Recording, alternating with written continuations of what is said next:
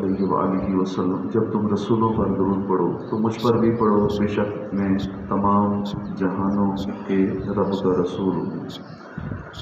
صلو علی الحبیب صلی اللہ تعالی علی محمد صلی اللہ علیہ وآلہ وسلم۔ سورہ زخرف آج شروع کریں گے، اس کا تعارف۔ سورہ زخرف مکہ مکرمہ میں نازل ہوئی، اس میں 7 رکوع ہیں، 99 آیتیں، 89 آیتیں ہیں۔ زخرف کا مطلب ہے سونا، گولڈ، نیز کسی چیز کے حسن و جمال یا حسن کا کمال، یہ بھی زخرف کہلاتا ہے۔ اس سورت کی آیت نمبر 35 میں کلمہ ہے وَزُخْرُفًا، اس کی مناسبت سے اس سورت کا نام سورہ زخرف رکھا گیا۔ اس سورت کا مرکزی مضمون یہ ہے کہ اس میں اللہ تعالیٰ کی وحدانیت پر ایمان لانے، اس کے ساتھ کسی کو شریک نہ کرنے، حضور پر نور صلی اللہ علیہ وآلہ وسلم کے اللہ تعالیٰ کا رسول ہونے، قرآن مجید اللہ تعالیٰ کا کلام ہونے، قیامت کے دن مردوں کو دوبارہ زندہ کیے جانے اور اعمال کی جزا و سزا ملنے پر کلام کیا گیا، اور اس صورت میں یہ چیزیں بیان کی گئی ہیں۔ اس صورت کی ابتدا میں بتایا گیا کہ قرآن مجید عربی زبان میں اللہ تعالیٰ کا کلام ہے، اور اسے عربی زبان میں نازل کرنے کی حکمت یہ ہے کہ اولین مخاطب یعنی عربی والے اس کے معانی اور احکام کو سمجھ سکیں۔ انبیاء کرام کا مذاق اڑانے والی سابقہ امتوں کا انجام بیان کر کے اللہ تعالیٰ نے اپنے حبیب صلی اللہ تعالیٰ علیہ وآلہ وسلم کو کفار کی طرف سے پہنچنے والی اذیتوں پر تسلی دی، اور کفار مکہ کو ڈرایا کہ اگر یہ اپنی حرکتوں سے باز نہ آئے تو ان کا انجام بھی سابقہ لوگوں جیسا ہو سکتا ہے۔ اللہ تعالیٰ کی قدرت پر دلالت کرنے والی چند چیزیں بیان کی گئی، اور یہ بتایا گیا کہ کفار کی جہالت اور بے وقوفی کا حال یہ ہے کہ وہ اللہ تعالیٰ کو اپنا خالق ماننے کے باوجود بتوں کی پوجا کرتے، کفار مکہ فرشتوں کی عبادت کرتے اور انہیں اللہ تعالیٰ کی بیٹیاں قرار دیتے تھے۔ اس پر ان کا شدید رد کیا گیا، اور بیٹیوں کے معاملے میں ان کا اپنا حال بیان کیا گیا کہ جب ان میں سے کسی کی بیٹی پیدا ہونے کے بارے میں بتایا جائے تو دن بھر اس کا منہ کالا رہتا ہے اور وہ غم و غصے میں بھرا رہتا ہے۔ اور یہ بتایا گیا کہ فرشتوں کی عبادت کرنے کے معاملے میں ان کے پاس کوئی عقلی اور نقلی دلیل نہیں، بلکہ یہ صرف اپنے باپ دادا کے نقش قدم پر چلتے ہوئے ایسا کر رہے ہیں۔ اور یہی حال ان سے پہلے کفار کا تھا کہ ان کے پاس بھی اپنے باپ دادا کی اندھی پیروی کے علاوہ شرک کی کوئی اور دلیل نہ تھی۔ حضرت ابراہیم علیہ السلام اور ان کی قوم، حضرت موسیٰ علیہ السلام اور ان کی قوم، عیسیٰ علیہ السلام اور ان کی قوم کے واقعات بیان فرمائے، تاکہ کفار مکہ ان قوموں کے اعمال کے نتائج سن کر عبرت اور نصیحت حاصل کریں، اور اس کے ساتھ ساتھ حضور اقدس صلی اللہ علیہ وآلہ وسلم پر وحی نازل ہونے کے بارے میں کفار کے اعتراضات کا جواب دیا گیا۔ یہ بیان کیا گیا کہ دنیا کے ساز و سامان اور زیب و زینت کی اللہ تعالیٰ کی بارگاہ میں کوئی قدر نہیں، اور آخرت کی نعمتیں پرہیزگاروں کے لیے ہیں۔ یہ بتایا گیا کہ جو قرآن کی ہدایتوں سے منہ پھیرے اور اللہ تعالیٰ کے عذاب اور اس کی پکڑ سے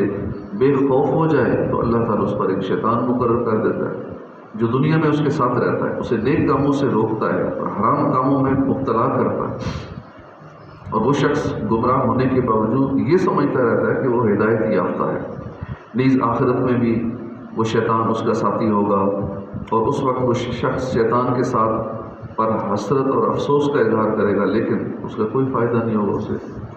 کفار مکہ کے ایمان قبول نہ کرنے پر حضور پر نور صلی اللہ علیہ وسلم کو تسلی دی گئی، اور بتایا گیا کہ یہ لوگ دل کے بہرے اندھے ہیں، جس کی وجہ سے یہ ایمان نہیں لائیں گے،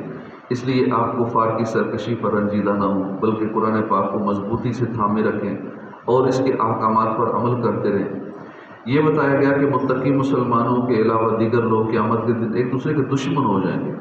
اور فرما بردار مسلمان اس دن بے خوف ہوں گے، اور انہیں نیک اعمال کے صدقے میں جنت کی عظیم الشان نعمتیں ملیں گی، جبکہ کافر ہمیشہ کے لیے جہنم کے عذاب میں رہیں گے، اور جہنم میں ان کا چیخنا، چلانا، فریادیں کرنا انہیں کوئی فائدہ نہ دے گا۔ اس سورت کے آخر میں نبی کریم صلی اللہ علیہ وآلہ وسلم کے خلاف دار الندوہ میں تیار کی گئی کفار مکہ کی سازش کا ذکر کیا گیا۔ سورہ زخرف کی اپنے سے ماقبل سورت شورى کے ساتھ مناسبت یہ ہے کہ سورہ شورى کی ابتدا اور آخر میں قرآن پاک کا وصف بیان کیا گیا، اور سورہ زخرف کی ابتدا میں بھی قرآن مجید کے وصف سے اس کی ابتدا ہوئی، وہ بھی اس میں بیان کیا گیا۔ اللہ پاک قرآن پاک پر عمل کی توفیق عطا فرمائے۔ یہ سورت کا تعارف تھا، اور اس سورت کے حوالے سے انشاءاللہ اس کی تفسیر بھی سنتے ہیں۔ اللہ کے نام سے شروع، جو نہایت مہربان رحمت والا۔ حامیم والکتاب المبین انا جعلناہ قرآنا عربیا لعلکم تعقلون وانہ فی ام الکتاب لدینا لعلی حکیم افنضرب عنکم الذکر صفحا ان کنتم قوما مسرفین وکم ارسلنا من نبی فی الاولین وما یأتیہم من نبی الا کانوا بہ یستہزئون فأہلکنا اشد منہم بطشا ومضى مثل الاولین۔ حامیم والکتاب المبین، حامیم روشن کتاب کی قسم،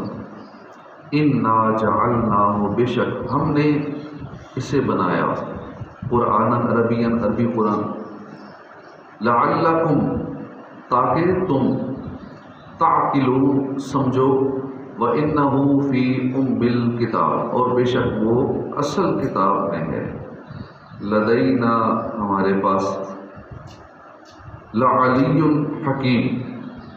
ضرور بلندی والا، حکیم حکمت والا ہے۔ افنضرب عنکم الذکر تو کیا ہم پھیر دیں گے، کیا ہم پھیر دیں، ہم روک دیں، عنکم تم سے قرآن، صفحا ان کنتم پھیرنا روکنا اس لیے کہ تم ہو قوم مسرفین حد سے بڑھنے والے لوگ، وکم ارسلنا اور کتنے ہی ہم نے بھیجے، من نبی فی الاولین ہم نے کتنے نبی بھیجے، فی الاولین پہلے لوگوں میں، وما یأتیہم اور نہیں آیا ان کے پاس، من نبی الا کانوا بہ یستہزئون کوئی نبی مگر وہ اس کا مذاق اڑاتے تھے، فاہلکنا تو ہم نے ہلاک کر دیا، اشد منہم بطشا جو قوت میں ان سے زیادہ سخت تھے، ومضى اور گزر چکا، مثل الاولین پہلے لوگوں کا حال، ولئن اور ضرور اگر سألتہم من خلق السماوات والارض تم پوچھو ان سے کس نے بنایا آسمانوں اور زمین کو، لَيَقُولُنَّ تو وہ ضرور کہیں گے، خَلَقَهُنَّ الْعَزِيزُ الْعَلِيمُ انہیں بنایا عزت والے علم والے نے۔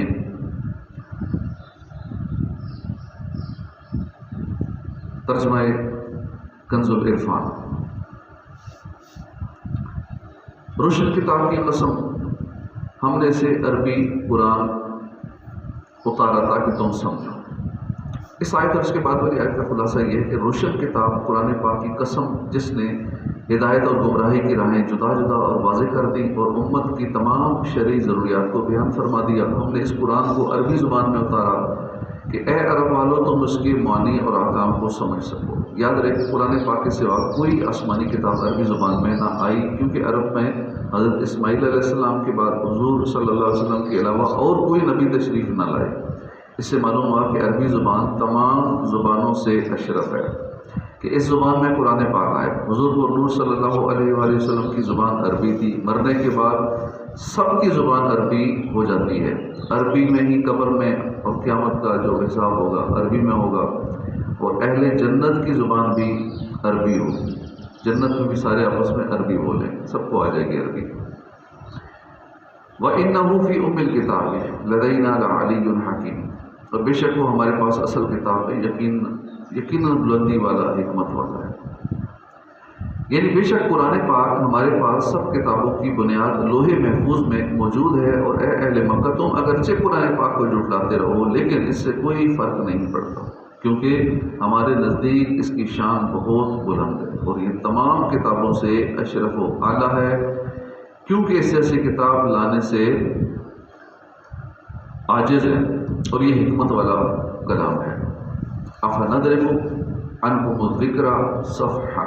تو کیا ہم تم سے قرآن کا نزول اس لیے روک دیں کہ تم لوگ حد سے بڑھنے والے ہو؟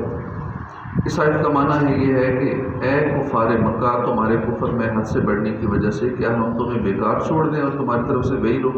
وہی قرآن کا رخ پھیر دیں اور تمہیں حکم اور ممانعت کچھ نہ کریں؟ یہ تمہاری بھول ہے، ہم ایسا نہیں کریں گے۔ حضرت قتادہ رضی اللہ عنہ سے نے فرمایا، خدا کی قسم اگر اس وقت یہ قرآن پاک اٹھا لیا جاتا جب اس امت کے پہلے لوگوں نے اسے اعراض کیا تھا تو سب ہلاک ہو جاتے، وہ سب ہلاک ہو جاتے، لیکن اللہ تعالیٰ نے اپنی رحمت و کرم سے اس قرآن کا نزول جاری رکھا۔ یاد رکھیں جب قیامت قریب ہوگی تو اس وقت قرآن پاک اٹھا لیا جائے گا،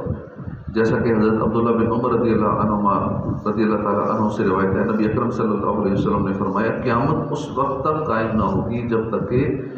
حجر اسود اور قرآن پاک کو اٹھا نہ لیا جائے۔ وَكَمْ أَرْسَلْنَا مِن نَبِيٍّ فِي الْأَوَّلِينَ، اور ہم نے کتنے ہی نبی پہلے لوگوں میں بھیجے اور ان کے پاس جو نبی آیا وہ اس کا مذاق اڑاتے ہیں، تو ہم نے ان سے زیادہ قوت والوں کو ہلاک کر دیا اور پہلے لوگوں کا حال گزر چکا ہے۔ اس آیت اور اس کے بعد والی 2 آیت کا خلاصہ یہ ہے کہ اللہ تعالیٰ نے اپنے حبیب صلی اللہ علیہ وآلہ وسلم کو تسلی دیتے ہوئے فرمایا، ہم نے پہلے لوگوں میں کتنے ہی نبی بھیجے، لیکن ان کا حال یہ تھا کہ ان کے پاس جو بھی نبی تشریف لایا وہ اس کا مذاق ہی اڑاتے تھے، جیسا کہ آپ کے قوم کے لوگ کرتے ہیں۔ تو ہم نے ان موجودہ کافروں سے زیادہ قوت والوں اور ہر طرح کی طاقت رکھنے والوں کو ہلاک کر دیا۔ اس لیے آپ کی امت کے لوگ جو سابقہ کفار کی چال چل رہے ہیں انہیں ڈر جانا چاہیے کہ کہیں ان کا بھی وہی انجام نہ ہو جو سابقہ کافروں کا ہوا، کہ یہ بھی انہی کی طرح ذلت اور رسوائی کی سزاؤں سے ہلاک نہ کر دیے جائے۔ اے پیارے حبیب صلی اللہ علیہ وآلہ وسلم، کفار کی طرف سے انبیاء کرام کا مذاق اڑانے کا عمل کوئی آج کا نہیں ہے، بلکہ شروع سے ہی ایسا چلا آتا ہے، ایسا ہی چلا آ رہا ہے۔ لہٰذا آپ اپنی قوم کی طرف سے پہنچنے والی اذیتوں پر صبر فرمائیں، جیسا کہ آپ سے پہلے رسولوں نے اپنی قوموں کی اذیتوں پر صبر کیا۔ وَلَئِن سَأَلْتَهُم مَّنْ خَلَقَ السَّمَاوَاتِ وَالْأَرْضَ لَيَقُولُنَّ خَلَقَهُنَّ الْعَزِيزُ الْعَلِيمُ، اور اگر تم ان سے پوچھو کہ آسمان اور زمین کس نے بنائے تو ضرور کہیں گے انہیں عزت والے علم والے نے بنایا۔ یعنی اے حبیب صلی اللہ علیہ وآلہ وسلم، اگر آپ ان مشرکین سے پوچھیں کہ آسمان اور زمین کس نے بنائے تو وہ ضرور اقرار کریں گے کہ آسمان اور زمین کو اللہ تعالیٰ نے بنایا، اور یہ بھی اقرار کریں گے کہ اللہ تعالیٰ عزت والا ہے۔ اس اقرار کے باوجود ان کا بتوں کی عبادت کرنا اور دوبارہ زندہ کیے جانے کا انکار کرنا کیسی انتہا درجے کی جہالت ہے۔ الذی جعل لکم الارض مہدا وجعل لکم فیہا سبلا لعلکم تہتدون، جس نے تمہارے لیے زمین کو بچھونا کیا، تمہارے لیے اس میں راستے بنائے تاکہ تم راہ پاؤ۔ اس آیت سے اللہ تعالیٰ نے اپنی قدرت کے اظہار کے لیے اپنی مصنوعات کا ذکر فرمایا اور اپنے اوصاف اور شان کا اظہار کیا۔ چنانچہ ارشاد فرمایا کہ عزت اور علم والا اللہ وہی ہے جس نے تمہارے لیے زمین کو بچھونا بنایا، جو کہ پھیلاوے اور ٹھہرے ہوئے ہونے میں بستر کی طرح ہے۔ اگر اللہ تعالیٰ چاہتا تو اسے متحرک بنا دیتا، لیکن اس صورت میں کوئی چیز اس پر نہ ٹھہرتی اور زمین سے نفع اٹھانا ممکن نہ رہتا۔ تو یہ اس کی رحمت ہے کہ اس نے ایک تو زمین کو ہموار بنایا اور دوسرا زمین کو ساکن بنایا۔ اگر یہ زمین ہلتی ہی رہتی تو کیسے گرتے ہی رہتے لوگ، تو سارا سسٹم ہی ڈسٹرب ہو جاتا، بندے بھی گرتے رہتے، عمارتیں بھی گرتی رہتی۔ تو ایک تو ساکن بنایا اور دوسرا اس کو فلیٹ ہموار بنایا۔ اس نے تمہارے لیے اس زمین میں راستے بنائے تاکہ تم دینی اور دنیاوی امور کے لیے سفر کے دوران اپنی منزل تک پہنچنے کی راہ ہو، اور اگر وہ چاہتا تو زمین کو اس طرح بند بنا دیتا کہ اس میں کوئی راستہ ہی نہ چھوڑتا۔ اگر ایسا ہو جاتا تو اس صورت میں سفر کرنا تمہارے لیے ممکن نہ رہتا، جیسے کہ بعض جگہ پہاڑ ہونے کی وجہ سے راستے بند ہو جاتے ہیں اور زمینی سفر ممکن نہیں رہتا۔ تو یہ اللہ کا بہت بڑا کرم ہے۔ بہت سارے ایسے صنعت ہیں جدھر ہماری توجہ نہیں ہوتی، لیکن وہ اللہ کے کرم ہوتے ہیں ہم پہ، اللہ کی بہت بڑی نعمتیں ہوتی ہیں۔ صدق اللہ العظیم۔ صلو علی الحبیب صلی اللہ علیہ وسلم۔